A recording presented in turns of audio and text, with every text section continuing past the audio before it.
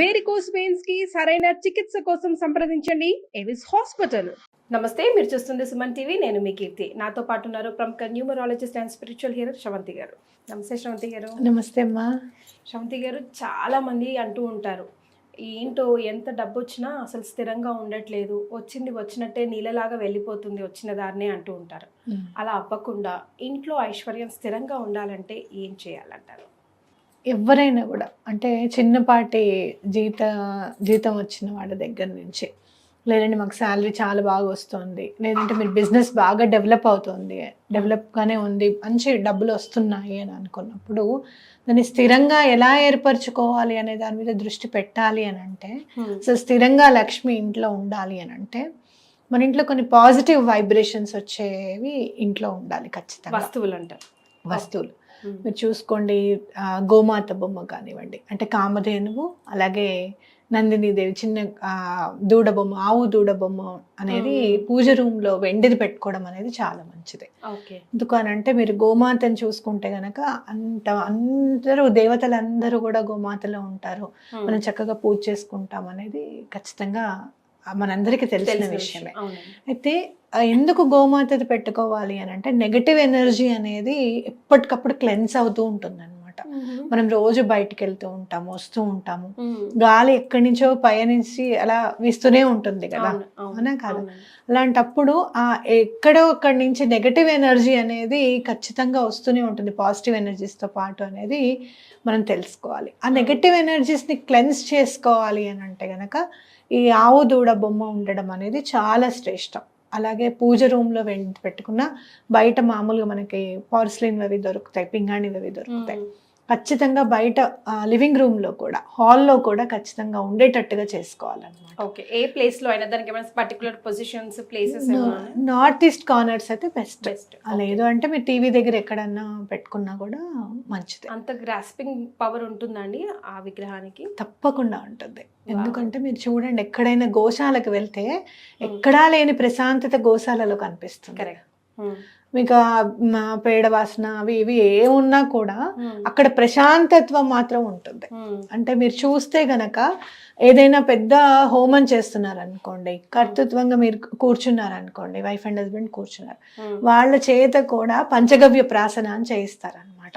అంటే ఆవు నుంచి వచ్చిన పంచగవ్యాలన్నీ కూడా, పెరుగు, పాలు, అలాగే గోమూత్రము, మిగతావన్నీ కూడా పంచగవ్యాలన్నీ కలిపేసి మన చేత ప్రాసన చేయిస్తారు. అంటే అప్పటిదాకా ఉన్న ఏదైనా అసత్య వాక్కు చెప్పినా, ఎలాంటి ఆలోచనలలో ఉన్న దోషాలన్నీ కూడా తొలగిపోవాలి అని చెప్పి మన చేత పంచగవ్య ప్రాసన చేయిస్తారు. అంటే ఏంటి, నెగటివ్ ఎనర్జీ క్లెన్స్ అవుతుందనే కదా. కాబట్టి ఆ నెగటివ్ ఎనర్జీని క్లెన్స్ అవ్వడానికి ఎటువంటి పరిస్థితుల్లోనూ గోవుది పెట్టుకోవడం అనేది చాలా ఇంపార్టెంట్. అలాగే లక్ష్మీ గవ్వలు అని దొరుకుతాయి మనకి.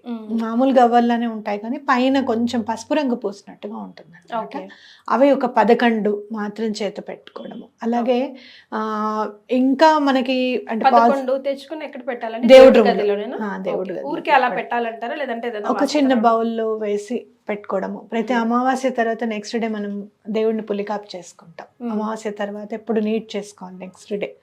సో అప్పుడు ఆ గవ్వలను అలానే కడిగేసేసి మళ్ళీ అదే బౌల్లో తుడిచి పెట్టుకోవడం అనమాట అమ్మవారి దగ్గర అనేది. అలాగే మీరు కనకదార స్తోత్రం ప్రతిరోజు చదివితే ఎటువంటి పరిస్థితులను మీకు రావాల్సిన డబ్బులు ఎక్కడన్నా ఆగిపోయి ఉన్నాయి అని చెప్తారు.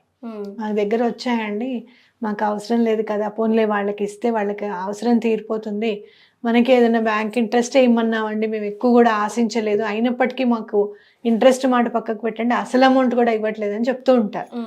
ఇలాంటివన్నీ కూడా బ్లాకేజెస్ అన్నీ కూడా తొలగిపోతాయి అన్నమాట కనకదార స్తోత్రం కనుక ప్రతిరోజు చదువుకుంటే.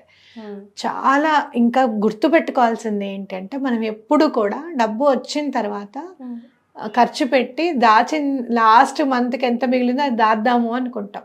అది పొరపాటు. మనకి ఎంత వస్తే అంత, అంటే ఒక ఫర్ సపోజ్ 50,000 జీతం వస్తుంది అనుకోండి, 40నే వచ్చింది అనుకోని ముందు ఆ 10,000 దాచుకోవడం నేర్చుకోవాలి మనం. అంటే ఎంత వస్తే దానికి తగ్గట్టుగా మనం ఖర్చుల్ని ఏర్పాటు చేసుకుంటాం కాబట్టి ముందు దాచిన తర్వాత ఖర్చు పెట్టుకోవడం అనేది నేర్చుకోవాలి. అలాగే అధిక వడ్డీలు కట్టడం, అంటే ఎక్కడికన్నా ఏదన్నా చేసేద్దాము అనుకుని బిజినెస్ చేద్దాం పర్వాలేదు, మనకి 30% వస్తుంది కదా, 5% ఇచ్చినా పర్వాలేదు అని అనుకోవడం అనేది చేయకూడదు. ఎక్కడైతే అధిక మొత్తంలో వడ్డీ వెళ్తుందో అక్కడ లక్ష్మీదేవి నిలబడదు. ఎటువంటి పరిస్థితి నీకు ఎంత 30% వచ్చినా ఇక్కడ 5% వడ్డీ కనుక కడితే ఆ 25% ఎలా ఖర్చు అవ్వాలో అలా ఖర్చు అవుతుంది. మరి మనది కానిది మనది కాదంతే, అది ఇంకా అక్కడ వెళ్ళిపోవాల్సింది. ఆస్ట్రాలజీ ప్రకారంగా చూసుకుంటే శ్రవంతి గారు, అప్పు తీసుకోవాల్సి వచ్చినా అప్పు ఇవ్వాల్సి వచ్చినా ఎలాంటి రాసులు దానికి అనుకూలంగా కదలాడుతూ ఉంటాయి అంటారు? దేని వల్ల ఇలా అవుతుంది అంటారు? కుజుడు కనుక సరిగ్గా లేడు అనుకోండి, ఏదైనా నీచబడి ఉన్నాడు లేకపోతే రాంగ్ ప్లేస్ లో ఉన్నాడు అనే మాలిఫిక్ ఎఫెక్ట్స్ అనేవి అప్పు రూపంలో వెంటాడుతాయి అన్నమాట.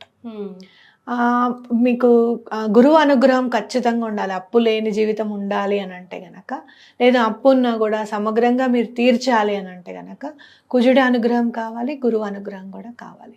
దీనికి మీరు ఏం చేయాలి? చాలా అప్పుల్లో ఉన్నాయండి, మాకు స్థిరత్వంగా ఉండాలని మాకు ఉంది, సరే చేసిన తప్పు మేము ఎట్లాగో చేసేసాము, మరి దీన్ని ఎట్లా మేము అధిగమించాలి ఇప్పుడు అని అంటే గనక ముందు అధిక వడ్డీ కట్టడం ఆపాలి ఫస్ట్.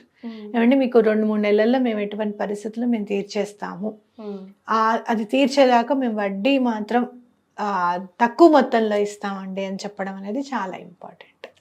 ఎక్కడైతే ఇంకొకటి ఈజీ మనీ కోసం వెళ్తారు అంటే చెప్తారు చూడండి, మీరు ఇవాళ 1,00,000 రూపాయలు పెడితేనండి 15,000 ఇస్తామండి అని అన్నారు అనుకోండి. అంటే ఏంటి, వాళ్ళు ఏదో ఏ స్పెక్యులేషన్లో కానివ్వండి, షేర్స్లో కానివ్వండి పెడుతున్నట్టే, ఇంకా మల్టీ లెవెల్ మార్కెటింగ్లో కానీ పెడుతున్నారు అని అర్థం. వస్తే పర్వాలా, రాకపోతే ఏంటి పరిస్థితి అనేది ఆలోచించాలి. వాళ్ళు ఎలా ఇస్తారు? ఇలా నీ దగ్గర లాగా ఎంతమంది దగ్గర లక్ష తీసుకున్నారు, అంతమందికి ఇవ్వగలుగుతారా? వస్తే ఇస్తారు, కాదండి కాదు. అంటే ఏంటంటే మనం ఆల్రెడీ సంపాదించుకుంటూ కూడా అబ్బా ఈ 1,00,000 రూపాయలు ఇక్కడ ఉండే బదులు అక్కడ ఇస్తే ఒక 15,000 వస్తాయి కదా అని అలాంటి ఈజీ మనీకి ఎటువంటి పరిస్థితుల్లోనూ మనం ఆశపడకూడదు. కాబట్టి ఎటువంటి పరిస్థితులు ఇవి గనక మెయింటైన్ చేసుకుంటూ వెళ్తే అమ్మవారి అనుగ్రహంతో ప్రతి శుక్రవారం మీరు తప్పకుండా ఇంట్లో ధూపం ఒకటి వేయాలి. ఎందుకు అని అంటే గనక నెగటివ్ ఎనర్జీస్ వెళ్ళడానికి. మళ్ళీ అది కూడా నెగటివ్ ఎనర్జీస్ కి దీపం అంటే భయం. ఇంట్లో ఎక్కడైతే నిత్య దీపారాధన జరుగుతుందో, ఎక్కడైతే ప్రతి శుక్రవారం మనం ధూపం వేసుకుంటూ ఉంటామో అలాంటి ఇంట్లో నెగటివ్ ఎనర్జీస్ అనేవి ఉండవన్నమాట. ఒక్కొక్కసారి కొంతమంది చెప్తారు ఎలా అంటే, అసలు ఎక్కడి నుంచి వస్తుంది, మాకైతే డబ్బు వస్తుంది, ఖర్చు మాత్రం చూస్తే అసలు ఏం ఖర్చు పెట్టావా అని ఆలోచిస్తాము, మాకేమీ తెలియట్లేదు అని అంటాం. కానీ ఈ రోజున ఆన్లైన్ ఆర్డర్స్ పెట్టినప్పటి నుంచి, ఆన్లైన్ ఆర్డర్స్ ఎప్పుడైతే వచ్చాయో, మనం ఒకటి ఆర్డర్ చేస్తుంటే కింద కనపడుతుంది అనమాట, కాంబో అని కనపడుతుంది, తక్కువకి వచ్చింది అని. మనకి అవసరం ఉన్నా లేకపోయినా అది ఆర్డర్ చేస్తాం. మనిషి మనస్తత్వం అట్లా. కాకపోతే అది అవసరమా లేదా, కాంబోలో ఇస్తున్నాడు కాదని అవ్వట్లేదా. అలాగే ఫుడ్ కూడా ఆర్డర్స్ ఎట్లా తీసుకొస్తున్నారు, ప్రతి నెల మీరు ఎట్లా ఆర్డర్ చేసుకొని తింటున్నారు, అదే కనుక ఇంట్లో చేసుకుంటే మనకి ఎంత మిగులుతుంది. ఇలాంటి వాటి మీద దృష్టి పెడితే మనం ఎక్కడైతే పిల్లల కోసమే కదా కష్టపడుతున్నామో ఆ పిల్లల కోసమే మనం ఏం దాయలేకపోతున్నాము అన్న బాధలోంచి తప్పకుండా బయటకు వస్తారు. సో ఇంట్లో స్థిరంగా ఐశ్వర్యం నిలబడాలంటే కామధేను ఆవునొకటి పెట్టుకోవాలంటున్నారు. కనకధార స్తోత్రం ప్రతిరోజు పఠించాలి. మరొక మాట, లక్ష్మీ గవ్వలు ఒకటి లక్ష్మీ గవ్వలు కూడా ఇంట్లో పెట్టుకుంటే ఖర్చుల్ని చాలా జాగ్రత్తగా చేయాలి. Right. Thank you so much Sravanthi గారు, ధన్యవాదాలు.